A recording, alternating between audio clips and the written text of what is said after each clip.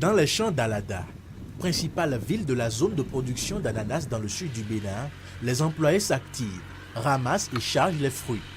Le secteur reprend vie.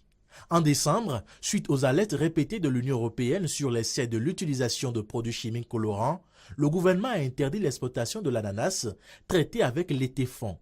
Après 8 mois d'autosuspension, le Bénin, quatrième exportateur africain d'ananas, peut relancer son activité. Homme affable depuis 30 ans dans cette filière, Jean-Xavier Satola, président de l'Association nationale des producteurs et exportateurs d'ananas du Bénin, a été le premier à reprendre les exportations fin août après avoir reçu le feu vert du gouvernement. Les ananas, la variété Cayenne lisse, gros et jaune, sont lavés, rangés dans des cartons, puis dans un camion. 800 colis partiront ce soir par avion pour l'Europe. Il y a beaucoup d'améliorations qui ont été apportées au niveau de la pratique, des bonnes pratiques agricoles. Nous avions revu le mode de fertilisation. Nous avions revu le taux d'étéfon qu'il faut appliquer à l'étrelle pour ne pas dépasser la limite maximale de résidus en ce qui concerne l'étéfon. Ce produit chimique à base d'éthylène accélère la coloration. Il reste en théorie sur l'écorce, mais s'il est surdosé, peut entrer dans le fruit et les taux de résidus restaient supérieurs à la norme admise par l'Union européenne, ce qui était fréquemment le cas. 2 produits sont désormais homologués.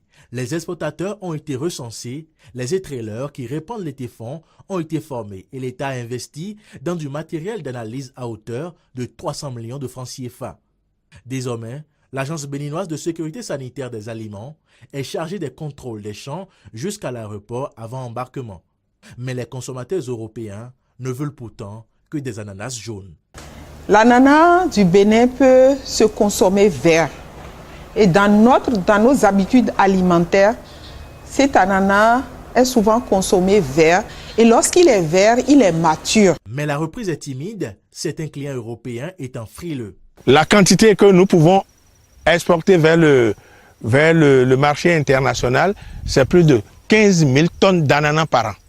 Mais aujourd'hui, avec le rythme que nous sommes en train donc de voir se faire, on n'est pas sûr de faire les 4 000 tonnes qu'on a l'habitude de faire.